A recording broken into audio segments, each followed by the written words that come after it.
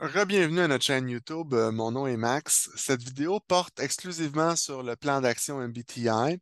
Donc, vous avez déjà fait le MBTI avec nous, soit à l'Institut OSCID ou à travers un de nos engagements externes. Et nous avons certainement parlé du plan d'action, mais on voulait quand même mettre une vidéo sur notre chaîne YouTube qui résumerait les points importants à garder en tête quand on veut construire un plan d'action basé sur un rapport MBTI. Donc, les trois grandes parties, vous les avez devant vous. Il peut en avoir plus que trois parties, mais nous, on en a identifié trois essentielles selon nous. Donc, pensez au but. Pourquoi est-ce qu'on veut faire un plan d'action?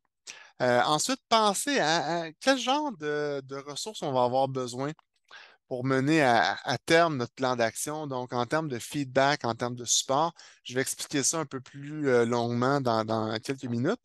Et la dernière partie, ben, c'est vraiment les objectifs. En soi, là, le chemin à prendre objectif par objectif pour arriver au but qu'on s'est fixé en début de parcours.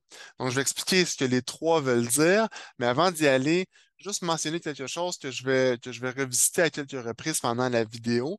Si vous jugez que notre aide serait requise dans la construction de votre plan d'action pour n'importe quoi, il ne faut pas hésiter à entrer en contact avec nous, ça va nous faire plaisir. On pourra définir là, justement les paramètres de la conversation, puis comment est-ce qu'on peut vous aider. Ça, c'est vraiment du cas par cas, c'est individuel, donc je ne vais pas m'attarder trop longtemps là-dessus dans cette vidéo, mais si le besoin est là, n'hésitez pas, contactez-nous, ça va nous faire plaisir. Donc, ceci étant dit, commençons avec la question du but. But au singulier parce que c'est une bonne idée de se concentrer sur un gros objectif. Si vous avez votre rapport MBTI entre les mains présentement, vous vous rendez compte ou vous vous rappelez que bon, ben, ça porte sur des aspects assez fondamentaux de la personnalité. Travailler sur ça, ça revient à du changement de comportement dans bien des cas. C'est compliqué, ça demande des efforts. Et donc, c'est pas une stratégie qui est super viable de travailler sur tout en même temps. Des fois, ça peut être la tentation. On reçoit quelque chose comme un rapport MBTI, puis on se dit, je veux travailler sur tout.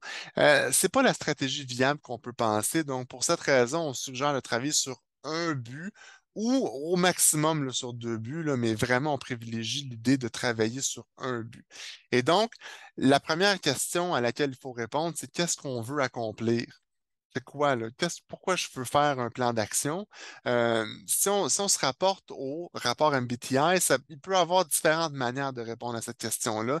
Ça peut être quelque chose d'un peu plus abstrait, du genre, je suis revenu avec un certain type et avec des préférences marquées pour la collecte d'informations, pour la prise de décision. Donc, par exemple, je suis revenu avec une préférence euh, pour les sens dans la captation d'informations. J'aimerais peut-être un peu plus développer ma zone de confort dans l'intuition ou au niveau de la prise de décision, je suis revenu avec la pensée comme pôle de préférence dans la prise de décision. J'aimerais développer le pôle sentiment un peu plus ou vice-versa, peu importe, là. Donc ça, c'est encore à un certain niveau d'abstraction, mais je voudrais développer ma zone de confort dans des fonctions que j'utilise peu. Hein.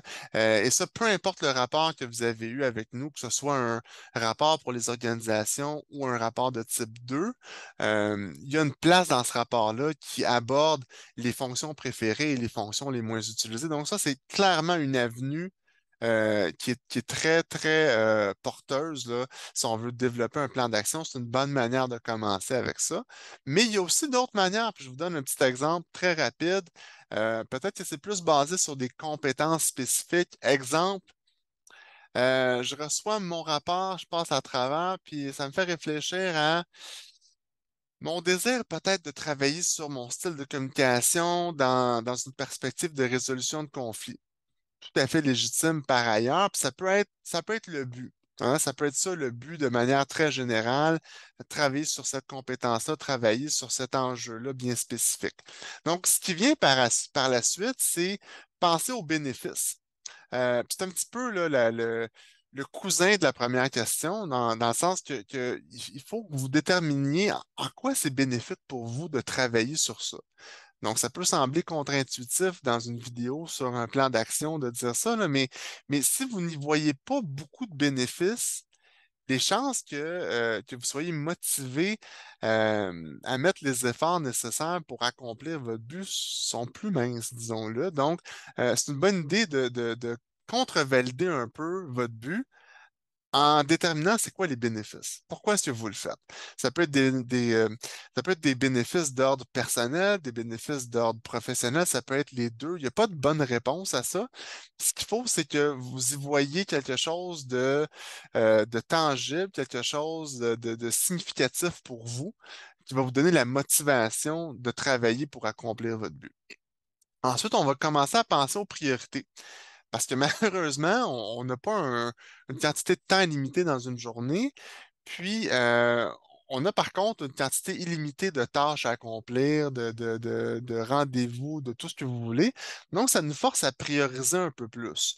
Je vous donne un exemple de ce que je veux dire par là, en utilisant encore l'exemple du style de communication dans le cadre de la résolution de conflits. Peut-être qu'en y regardant bien, ça ne marchera pas travailler sur les styles de communication et la résolution de conflits avec ce que vous avez à faire. Peut-être que tout ce que vous avez le temps de faire, c'est de vous concentrer sur les styles de communication.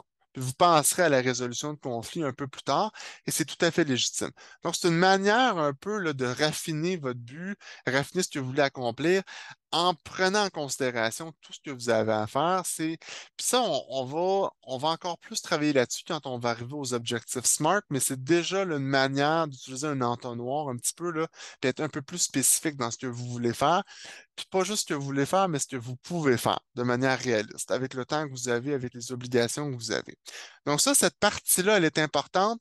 Ça peut sembler un peu plus abstrait, mais ça vaut la peine de lui accorder une bonne importance parce que les bénéfices vont être là plus tard. Plus que vous travaillez sur cet aspect, plus que votre vision de ce que vous voulez accomplir va être claire, puis plus ça va être facile de construire vos objectifs par après. Donc, une fois qu'on a parlé du but derrière le plan d'action, il faut commencer à parler du support jusqu'à un certain point, puis comment est-ce que vous allez peut-être mettre à profit certaines personnes, certaines ressources en ce sens-là. Donc, quand on pense au feedback, au support, est-ce qu'il y a des personnes que vous voulez impliquer dans votre processus qui peuvent vous donner du feedback? Est-ce qu'il y a des personnes que vous voulez impliquer dans le processus qui peuvent vous donner du support? Puis là, peut-être que vous vous dites, ben là, c'est pas les mêmes personnes. Ça se peut que oui, mais ça se peut que non aussi. Donc, dans le cadre du feedback, est-ce que vous voulez avoir des gens dans votre entourage qui sont en mesure de vous dire, OK, ta façon de faire telle chose, moi, ça me fait penser ceci, cela. Puis c'est une manière un peu de mesurer l'information que vous avez dans votre rapport MBTI, mais aussi la manière avec laquelle vous allez construire votre but principal du plan d'action, mais aussi par la suite les objectifs plus spécifiques. Donc, le feedback est une partie importante du processus, mais ce n'est pas une partie qui est indispensable. Ce n'est pas quelque chose qui est dans votre zone de confort, ce n'est pas obligatoire. Un plan d'action peut très bien exister sans avoir l'implication de différentes personnes dans le processus. Puis c'est aussi là qu'on peut encore s'insérer, nous, à OCID, dans cette perspective-là, de vous donner un certain support dans la construction de cette étape-là ou de vous donner le feedback dont vous avez besoin. Peu importe, ça reste à définir, mais cette partie-là du plan d'action vise vraiment à répondre à ces questions-là. Est-ce que vous voulez impliquer des gens ou non? Quel genre de support vous pouvez avoir de besoin? Est-ce que c'est du support en termes de temps? Est-ce que vous avez besoin de prendre un cours spécifique? Ça peut aller jusque-là. Euh, Puis donc, mais ça se peut que ça ne se rende jamais là non plus et c'est parfaitement correct. Mais c'est juste pour mettre ça dans le monde des possibilités, ça peut faire partie de votre réflexion dans la construction du plan d'action. OK. Une fois qu'on a parlé de ces deux éléments-là, l'élément du but, l'élément du support, des ressources jusqu'à un certain point, on doit se pencher sur les objectifs à proprement parler qui, on va le rappeler, là, c'est un peu votre chemin. À travers les objectifs, vous allez déterminer le chemin que vous allez prendre pour vous rendre à votre but. OK? Et donc, quand on parle d'objectif SMART, on parle généralement d'un objectif qui est spécifique, qui est mesurable, qui est axé sur l'action, qui est réaliste, qui est temporellement défini. quelque chose que notre expérience l'a un petit peu démontré, là, que en général, vous connaissez assez bien. C'est juste de le rattacher à quelque chose qui ressemble au MBTI. Donc, je vais reprendre mon exemple des styles de communication. OK?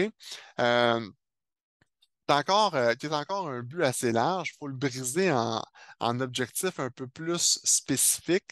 Et donc, dans cette mesure-là, il y aura plus qu'un objectif.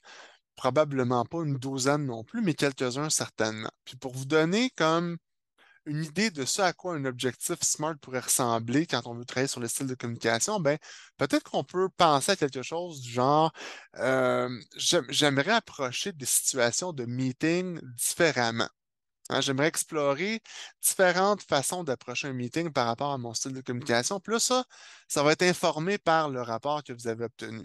OK? Puis on peut penser à quelque chose de bien évident, là, comme votre préférence soit pour l'introversion, soit pour l'extraversion. Ça peut informer la manière avec laquelle vous allez construire votre objectif SMART. Donc, déjà en partant, si on commence à identifier une situation de meeting, ça commence déjà à être spécifique. OK? Donc, ça répond au premier critère de l'objectif SMART. Là, vous dites, je voudrais me présenter dans ces meetings d'une manière différente. Admettons que je reviens avec une préférence marquée pour l'extraversion. Ben, peut-être que je veux me présenter dans ces meetings-là, puis euh, prendre un peu plus une pause, prendre un pas de recul, puis m'astreindre à une discipline de pas trop intervenir pour un peu plus observer ce qui se passe dans le meeting, comment les gens réagissent. Donc déjà là, c'est à la fois mesurable et axé sur l'action. L'inverse complet peut être fait avec quelqu'un qui aurait une préférence pour l'introversion, soit dit en passant, là. Donc, la personne qui revient avec son rapport préférence marquée pour l'introversion, dans la même situation de meeting, je veux me challenger, entre guillemets, à me comporter différemment dans un meeting, peut-être à offrir un peu plus mon opinion, même si c'est pas quelque chose qui est naturel, puis mesurer un peu comment est-ce que c'est reçu par les autres, voir qu'est-ce que ça donne dans une situation de meeting. Donc, encore une fois, c'est spécifique, c'est mesurable, c'est axé sur l'action, c'est réaliste. Parce que c'est quelque chose qui se passe couramment dans nos vies. Soit heureusement ou malheureusement, on a beaucoup de meetings. Donc, c'est quelque chose qui peut être fait, qui peut être accompli de manière assez réaliste. Le dernier élément est important à prendre en considération parce qu'il faut que ce soit soutenable. Je veux dire, mettre en œuvre un objectif comme je viens de mentionner, si c'est indéfini, à un moment donné, on va perdre un peu le fil de ce qu'on fait. Donc, pour cette raison, il faut que ce soit temporellement défini, dans le sens de, bon, ben, pour les 2, 3 prochaines semaines, je vais essayer ça. Puis je veux garder des notes aussi de la manière avec laquelle ça se passe, qu'est-ce que je perçois. Là, on peut retourner à la question de est-ce que je veux impliquer des gens ou non. Ces gens-là vont me donner du feedback. Comment est-ce que ça se passe pour moi? Comment est-ce qu'eux perçoivent que les choses se passent, etc., etc. Et c'est un petit peu comme ça que vous serez en mesure là, de construire votre plan d'action puis de le mettre en œuvre. Encore une fois, je vais rappeler que on peut très, très bien s'insérer dans cette dynamique-là, puis vous aider à le construire un peu plus. Mais en gros, ce sont les étapes essentielles que vous devez prendre en considération pour construire votre plan d'action en utilisant le MBTI et le rapport que vous avez reçu.